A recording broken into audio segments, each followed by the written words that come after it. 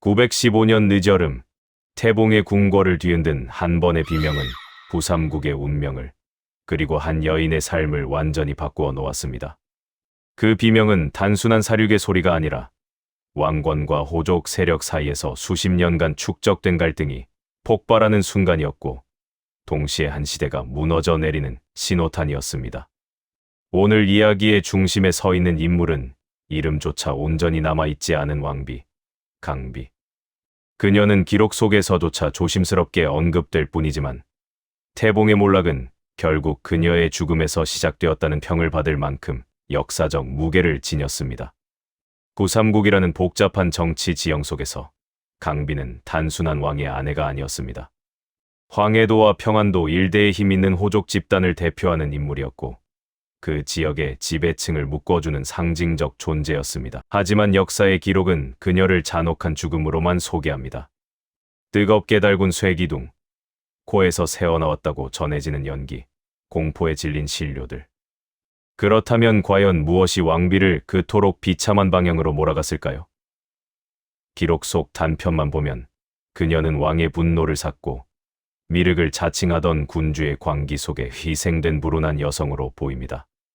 그러나 영토를 다투던 호족 세력과 왕권 간의 미묘한 줄다리기, 패서 지역 세력의 독립성, 고려 건국과 연계된 정치 구조를 살펴보면 강비의 죽음은 단순한 질투의심의 결과로 설명할 수 없는 사건입니다.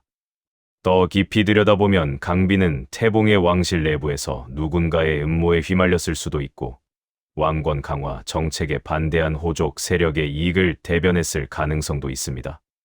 그녀가 왕에게 충원을 했다는 기록은 단 한 줄이지만 그 한 줄이 던지는 파장은 엄청났습니다. 태봉의 군주 궁예는 이 시기 스스로를 미륵불이라고 칭하며 종교적 카리스마를 정치적 권력과 융합하려 했는데, 이런 움직임을 비판하는 세력은 즉각 반역자로 몰려 처형되곤 했습니다. 강비 역시 그런 움직임에 맞서 목소리를 낸 것일까요? 아니면 이미 왕실 내부에서 그녀와 두 왕자가 왕권에 위협이 된다고 판단되었기 때문에 제거된 것일까요? 서론에서 우리는 이 사건을 단순한 참혹한 사형 이야기로 접근하지 않습니다. 역사라는 것은 언제나 승자가 기록을 남깁니다. 고려 태조 왕건이 새로운 왕조를 열면서 구태봉 정권의 폭정을 강조할 필요가 있었던 만큼 궁예에 대한 묘사는 시간이 지날수록 과장이 더해졌을 가능성이 큽니다. 실제로 초기 기록과 훗날 편찬된 역사서 사이에는 처형 장면의 상세함이 크게 다릅니다. 초기 기록은 비교적 간단한 서술이지만 고려시대 후기에 가까운 기록에서는 고통의 묘사가 훨씬 잔혹하고 길어집니다. 이것은 정치적 정당성을 위한 서술의 강화일까요? 아니면 실상을 전달하려는 노력일까요? 강비의 죽음은 시대 정치 종교 권력이 교차하던 복잡한 흐름 속에서 발생한 비극적 결말이었습니다. 태봉의 수도였던 철원에서는 오히려 강비가 궁예에게 잘못을 저질렀다는 설화가 전해지고, 다른 지역에서는 폭정을 막다가 희생된 인물로 기억되는 등 지역별 전승도 서로 다릅니다. 그녀의 삶이 이렇게 다양한 버전으로 전해지는 이유는 무엇일까요? 바로 이 사건이 권력의 중심에서 일어난 사건이면서도 승자와 패자의 관점이 극명하게 갈리는 역사적 사건이기 때문입니다. 이제 본론에서는 강비의 출신과 권력 구조, 태봉의 정치적 변화, 궁예의 종교적 정치적 독재의 강화, 그리고 강비가 결국 처형되기까지의 과정을 하나씩 따라가겠습니다. 정치와 종교가 결합한 절대 권력이 어떻게 폭주하는지, 그 속에서 한 인물이 어떻게 시대의 소용돌이에 휘말렸는지 살펴보면 단순한 왕비의 죽음이 아닌 한 시대의 붕괴를 마주하게 됩니다.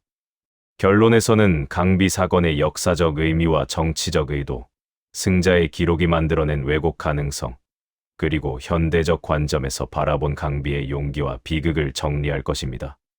또한 다양한 설화와 기록을 비교하며 진실에 더 가까운 지점을 찾으려는 시도도 함께 해보겠습니다. 이제 이름조차 온전히 남지 못한 한 왕비의 마지막 비명 속으로 들어가 보겠습니다. 그녀의 죽음은 단순한 한 사람의 운명이 아니었습니다. 이는 태봉의 몰락을 이끌어낸 거대한 균열의 시작점이었고, 부삼국의 지형을 재편한 사건이었습니다. 우리가 알고 있던 역사 뒤편, 감춰져 있던 삶과 정치의 층위를 이제부터 본격적으로 파헤쳐 보겠습니다. 강비가 역사 속에서 본격적으로 등장하는 시점은 태봉의 왕궁이 점차 변질되기 시작한 때와 겹칩니다.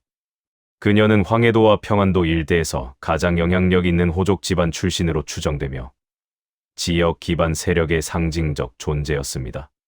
태봉의 창업 군주 궁예가 그녀를 왕비로 삼은 것은 단순한 혼인이 아니라 북서부 세력을 자신의 편으로 끌어들이기 위한 정치적 연대의 성격이 짙었습니다. 부삼국은 세 나라가 국경을 맞댄 복잡한 시기였고 호족 세력 하나만 이탈해도 전체 권력이 무너질 수 있는 불안정한 구조였습니다. 그러니 궁예에게 강비는 왕비 이상의 의미였습니다. 왕의 정당성을 보완해주는 정치적 축이었고 호족들의 민심을 왕실로 끌어오는 연결고리였습니다. 초기의 태봉 궁정은 비교적 안정적이었습니다. 근기 지역부터 북서방까지 영역이 확장되고 주변 호족들과의 관계도 균형을 이루던 시기였습니다. 궁예 역시 이때까지만 해도 전제적 군주의 모습과는 거리가 있었습니다.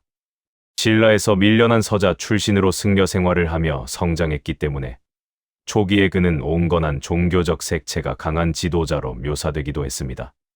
그 시기 강비는 두 아들을 낳아 왕실의 후계 기반을 단단히 다지는 역할을 했고 정치적으로도 안정적인 위치를 차지하고 있었습니다.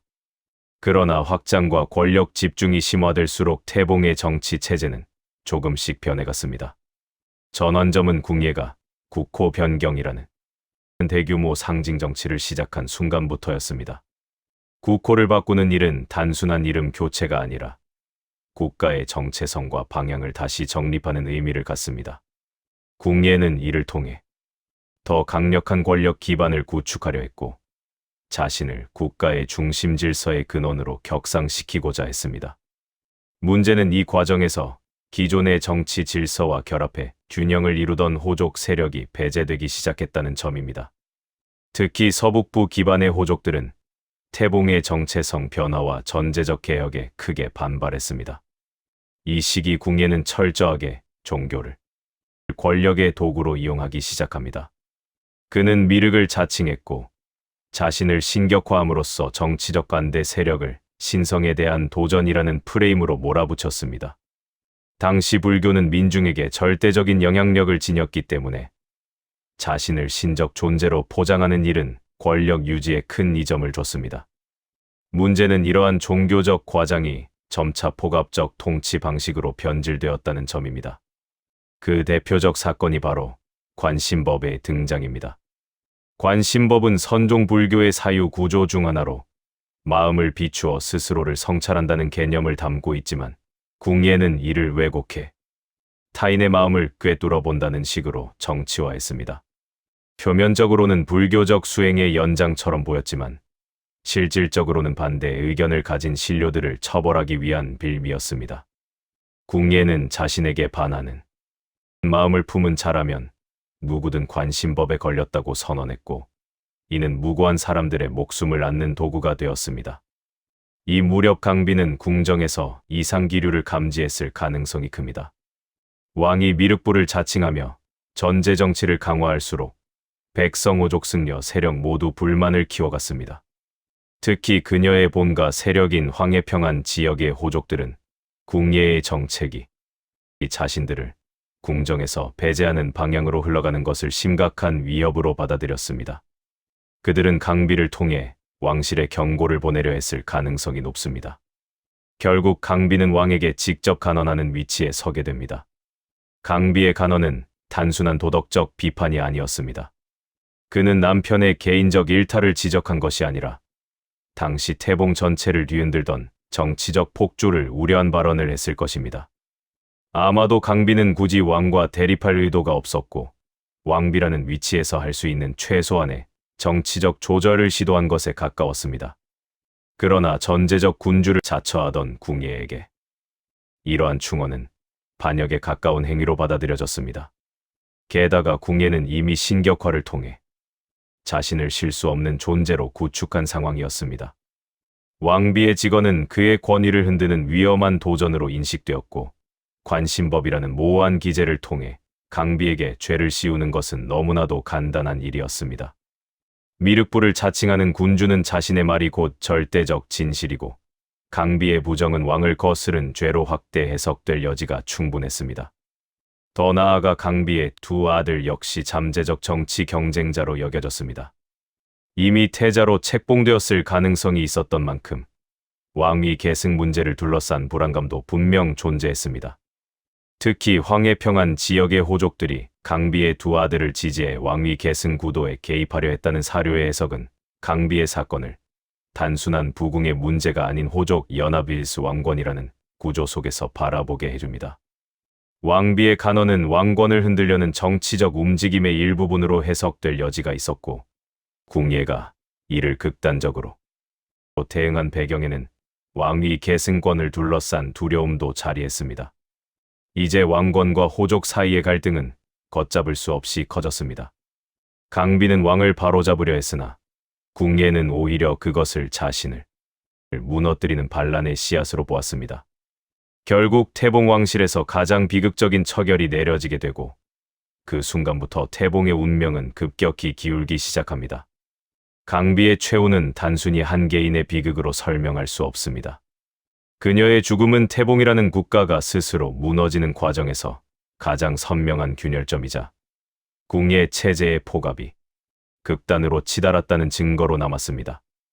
역사가 기록하는 왕비의 처형 장면은 잔혹함 그 자체지만, 그 배후에 있었던 긴장과 권력 투쟁, 그리고 정치적 배제의 흐름까지 살펴보면 이 사건은 왕의 광기라는 단어만으로는 결코 설명되기 어렵습니다.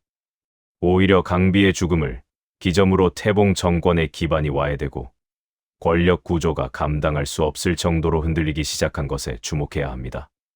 궁예는 자신이 구축한 신정적 통치 구조 속에서 강비를 반역자로 규정했지만, 그 선택이 결국 자신에게 결정적 약점이 되었습니다.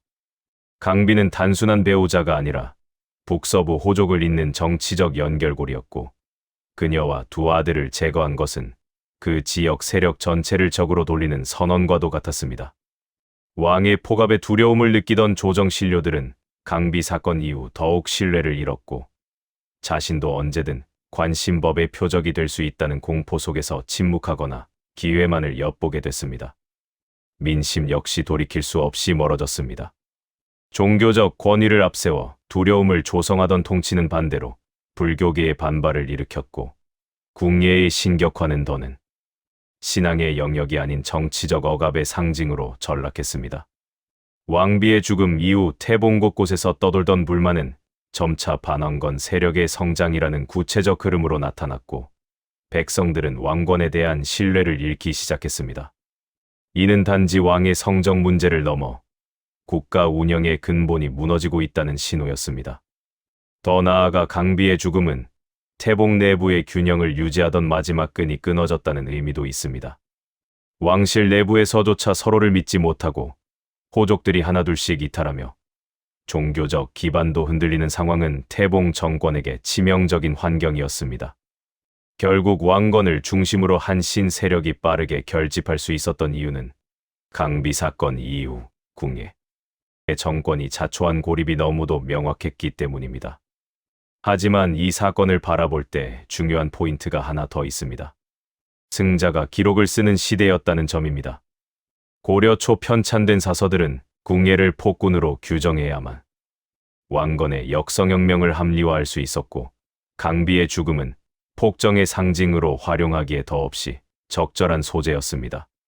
그래서 시간이 지날수록 사건의 묘사는 더 잔혹하고 더 극적이며 더 극단적인 표현을 통해 과장을 얹었을 가능성을 배제할 수 없습니다. 그러나 여러 금성문 자료와 지역 설화를 대비하면 강비의 죽음은 단순한 광기 어린 사례가 아니라 정치적 위기 속에서 왕권과 호족 연합이 충돌한 결과였을지도 모릅니다. 일부 기록에서는 강비가 영모에 연루되었다는 해석도 있으며, 반대로 어떤 지역에서는 그녀를 폭정을 막으려 한 용기 있는 왕비로 기억합니다. 서로 다른 서사가 공존하는 이유는 당시 사람들이 이 사건을 어떻게 받아들였는지, 그리고 이후 시대 사람들이 어떤 가치관으로 해석했는지가 각각 달랐기 때문입니다. 궁예의 몰락 과정 역시 이 사건과 때려야 뗄 수 없는 관계입니다. 강비의 처형 이후 궁예는 더욱 극단적인 통치를 이어갔고 반대 세력을 하나둘 제거하면서 정권은 사실상 독재 체제로 흘러갔습니다. 그러나 권력은 고립 속에서는 절대 유지될 수 없습니다. 조정은 허물어졌고 호족 세력은 등을 돌렸으며 민중은 그를 따를 이유를 잃었습니다. 결국 왕건이 궁궐에 들어왔을 때 저항조차 벌어지지 않았다는 기록은 강비 사건 이후 태봉이 이미 껍데기뿐인 국가가 되어 있었다는 사실을 보여줍니다. 강비는 이름과 시호조차 제대로 남지 못했습니다. 그녀의 존재는 기록의 틈새에서 불완전하게 전해질 뿐이며 심지어 지역에 따라 정반대의 이미지로 기억되기도 합니다. 어떤 곳에서는 왕건과의 연정을 중심으로 한 로맨틱한 비극으로, 또 다른 곳에서는 용감한 충원의 대가로 죽음을 맞은 여인으로, 혹은 궁예의 폭정의 원인을 제공한 인물로 나타납니다. 이처럼 광범위하게 갈라진 기억은 강비가 한 사람 이상의 의미를 지닌 인물임을 보여줍니다. 그녀는 권력의 교차점에 놓여 있던 존재였기 때문에 정치적 목적에 따라 다양한 모습으로 재해석될 수밖에 없었습니다. 오늘날 강비 사건이 우리에게 남기는 메시지는 무엇일까요? 첫째, 권력은 절대 고립되어 존재하지 않는다는 사실입니다. 강비의 죽음이 곧바로 태봉 체제의 붕괴로 이어진 것은 왕권과 호족 세력 사이의 균형이 그만큼 섬세하고 민감했기 때문입니다. 둘째, 비판을 억압하는 정치 체제는 오래 지속될 수 없다는 진리입니다. 강비의 간언은 단순한 한마디가 아니라 왕국 전체가 보내는 경고의 울림이었습니다. 그 울림을 무시한 대가는 너무나도 혹독했습니다. 셋째, 역사 기록은 늘 완전한 진실이 아니다라는 점입니다. 시간의 흐름, 정치적 목적, 기록자의 입장에 따라 한 사건은 얼마든지 다른 모습으로 남습니다. 강비의 죽음을 둘러싼 다양한 해석과 서로 다른 전승이 이를 증명합니다. 915년 강비의 마지막 비명은 단순한 개인의 죽음이 아니었습니다. 그것은 태봉 체제가 한계에 다다랐음을 알리는 신호였고 부삼국사의 흐름을 뒤바꾼 결정적 장면이었습니다. 그녀의 용기, 그녀의 비극, 그리고 그녀가 남긴 질문들은 천년이 지난 지금도 여전히 우리에게 묵직한 울림을 남깁니다. 한 왕비의 죽음에서 시작된 균열은 결국 한 시대의 종말을 불러왔습니다. 그리고 그 이야기는 지금도 우리에게 다시 묻습니다. 권력을 견제할 수 없는 사회는 어디로 향하게 되는가? 진실은 과연 누구의 기록 속에서 살아남는가?